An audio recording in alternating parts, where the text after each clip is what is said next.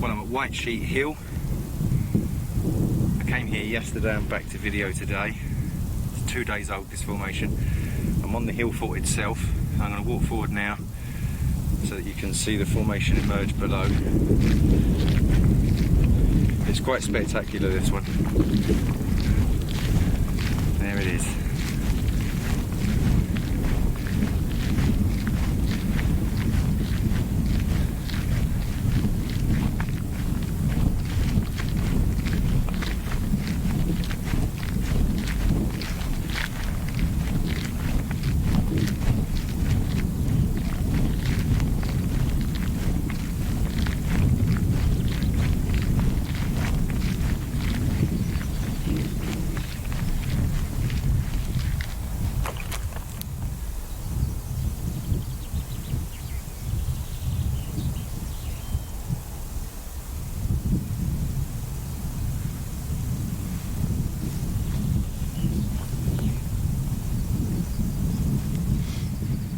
Welcome back to CropCircleReporter.com.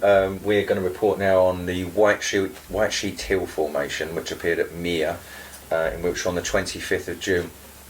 I've been down there now with 3 groups. The approach to it is from at the top of the hill fort. If you haven't been there already, you're going to see some footage in a moment that I took as we approach it and get the view from above. A stunning formation, Michael, and you've done some geometric work. Yeah, yes I have. I mean,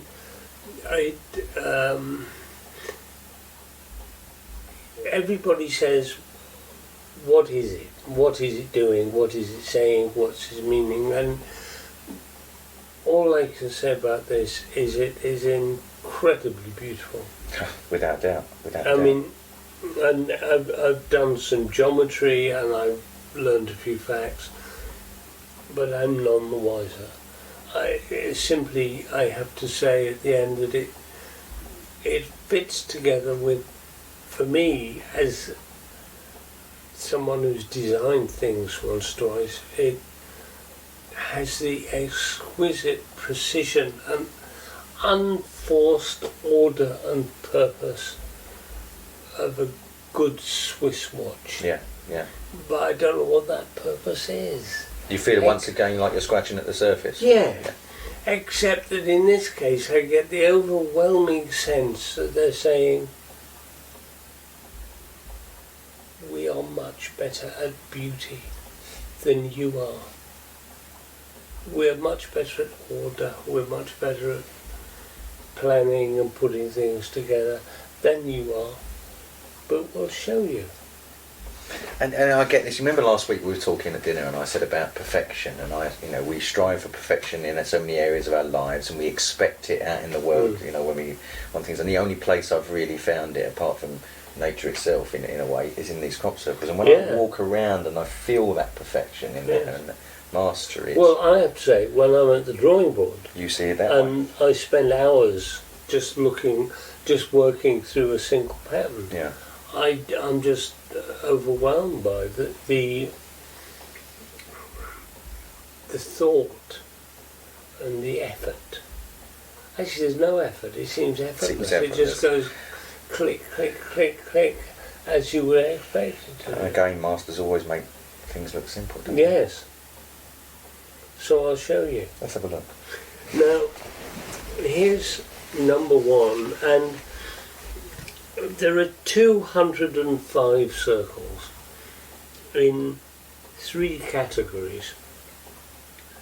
There are the 6 surrounding circles, with the central one making 7. Okay. Now we've seen this eternally, lots of times. And of course 6 plus 7 is 13. The number of transformation, and it's a recurrent theme. But in terms of categories, there's the larger circle, of which there are 7. Yeah. There are the intermediate circles. Yeah. The medium circles, and then there are these little grape shots. Yes, but they're more than grape shots. I mean, in my experience, I always think the grape shot is a small signature on random the outside. thing. Yeah. And these are very ordered into pairs of simple flattened circles adjoined by a pair of circle with a central tuft. Yeah. And those pairs are put together as rhombuses, diamond shapes made of two equilaterals. Yeah. And there are several of these scattered they're almost like sequins. You know, they're simply punctuations between the main pattern form. Now, the first thing I did, and I don't know why these things are happening, and I don't know why I do things, and I'm showing you simply because it might be interesting to someone out there. I simply drew the circles, drew the ring connecting the medium circles. Now, this ring is not centered on the large circle, it's centered on these medium ones. Medium ones. Yeah. And this is the outer ring, Yeah. which goes to the big hexagon, but it deals only with the central two Yes. of each side, Yes. leaving these external 6 standing. Okay, Okay. next. What we find, once again, is good old Mr. Euclid. That nice Mr. Euclid. You come up with a couple of good ideas. Yeah. That we can see how perfectly it fits, because if we go to the centre here and we take the innermost green circle, Yeah. the innermost circle of medium, Running through the centre of the medium circles. Yes. Yeah. if you place an equilateral triangle in there, why? It precisely houses and encompasses the central one of the larger circles. Which is what we saw at the bean formation at. Yeah. Same thing. And they do it somehow unconsciously now. I mean, It forms a basis of their designs. It seems inherent in there. Yeah. Yeah. they are not able to think. You know, I've been saying for a long time, they're unable to deal with ugliness. But I think they're also unable to deal with a lack of order. Yes.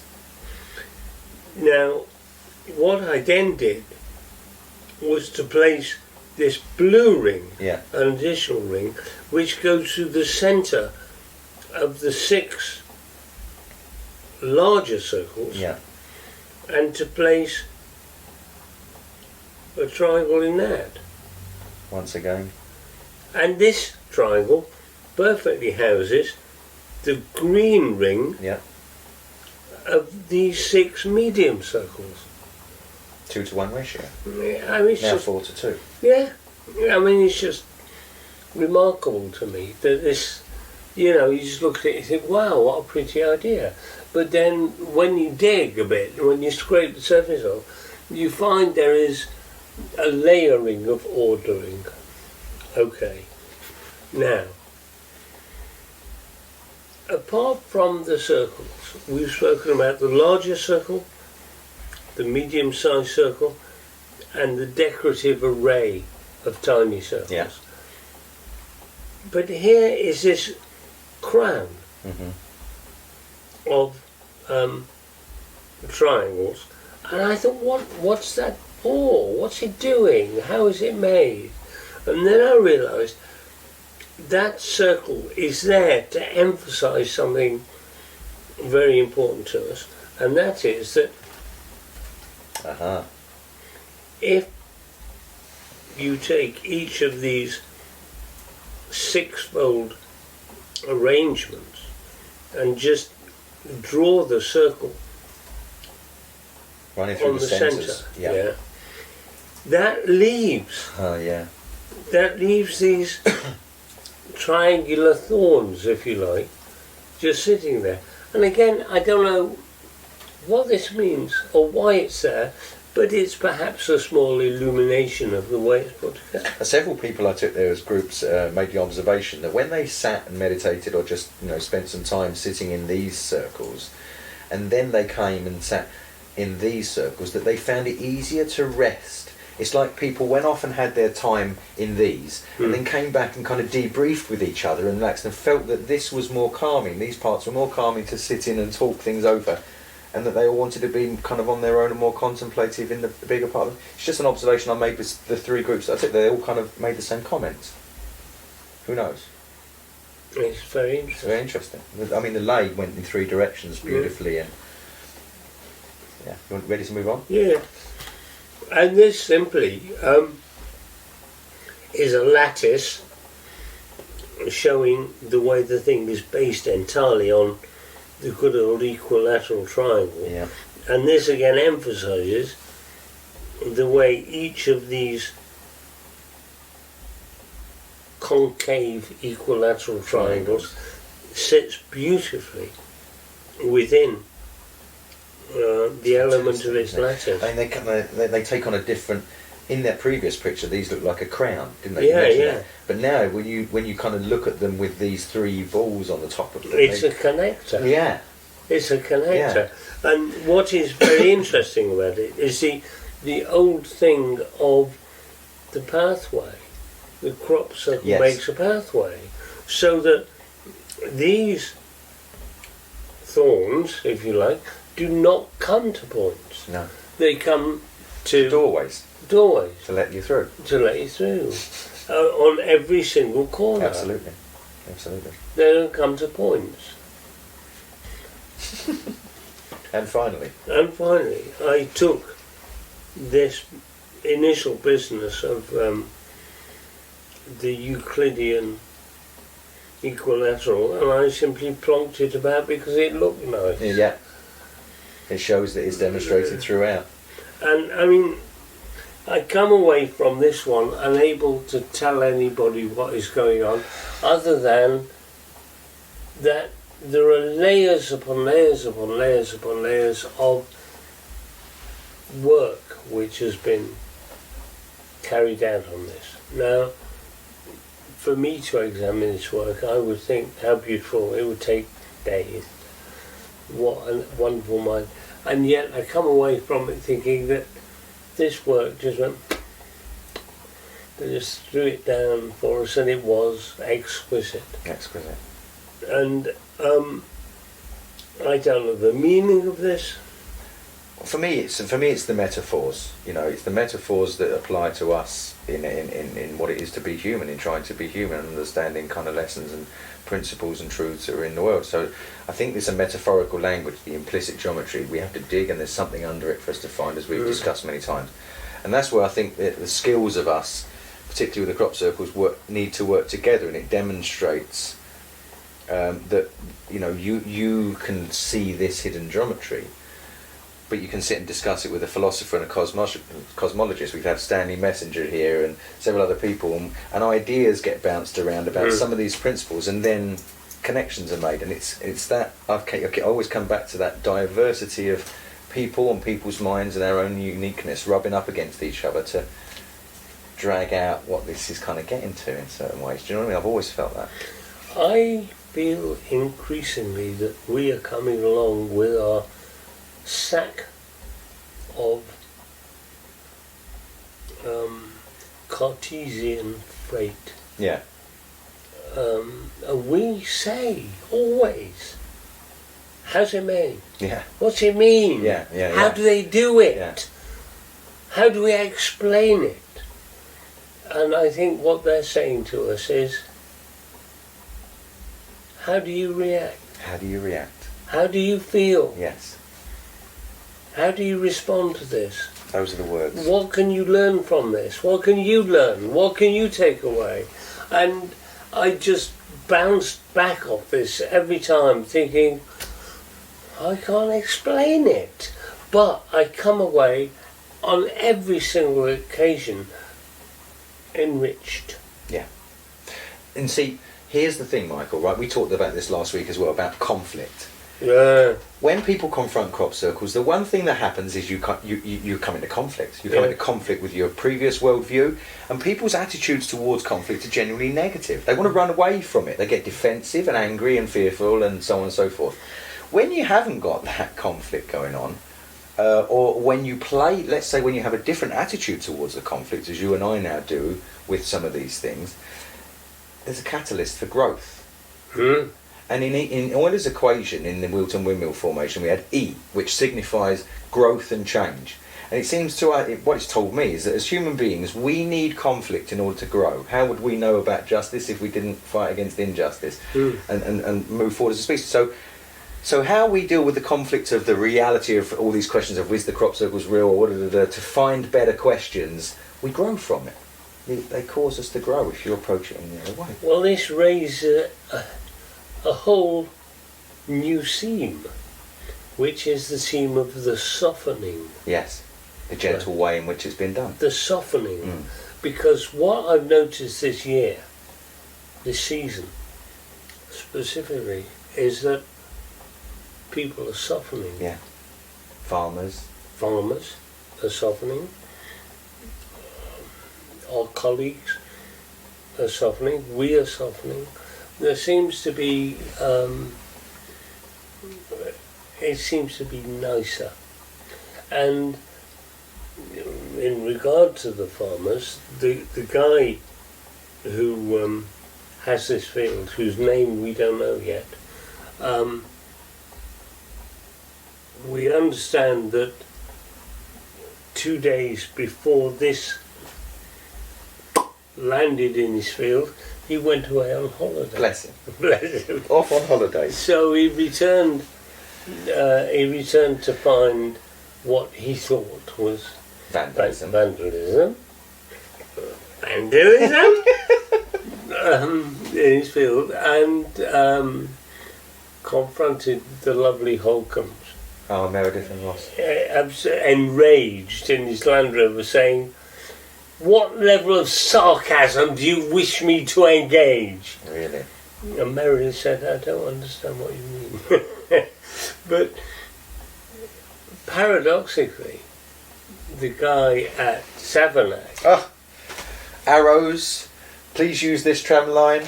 a younger farmer who is Thrilled thrilled to have it. and is welcoming people in, and I think part of the softening must be a greater sense on our part of respect for the farmers' Yes. Yes. difficulties, because for them it is almost incomprehensible to, Confront what this really is. They're stolid people. They work with the seasons and with beasts and crops. Having said that, Old Sarum, the first formation of the season, the farmer came into the field. Initially, he was upset and angry. He talked to us reasonably, and then we gave him a pink book. We gave him a pink book. He saw that some of us make efforts to respect them and try and restore, And something. he wrote wonderful articles. The article, if you haven't read the article in Farmers Weekly that this farmer wrote regarding the Old Sarum formation, dig out a copy or go online and check it out. It was beautiful. He transformed, didn't he? Into I imagine not many of our viewers read Farmers Weekly. Probably not, but it was posted on Crop Circle Connector, so some of our viewers might see. We live in the area, Michael. We're local. Yes. So, do we have anything else to say to our esteemed public? I've got some footage.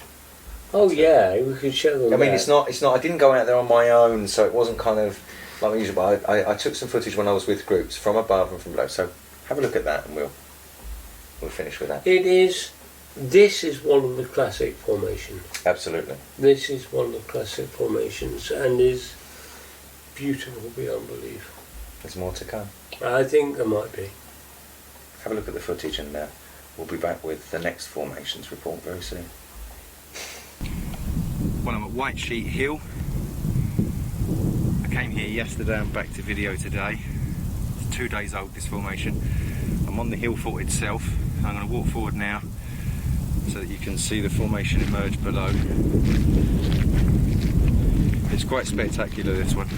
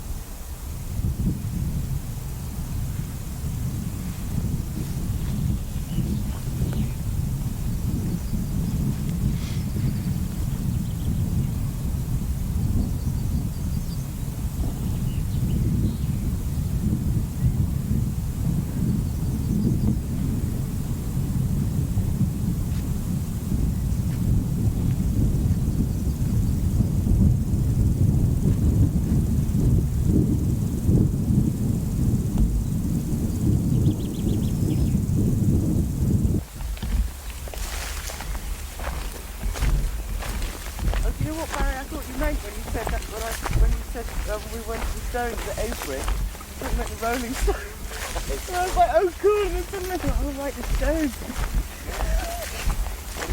Well, exactly, he does, doesn't he? So you've been doing it, well that was 25 feet, well I suppose that was, yeah, I was.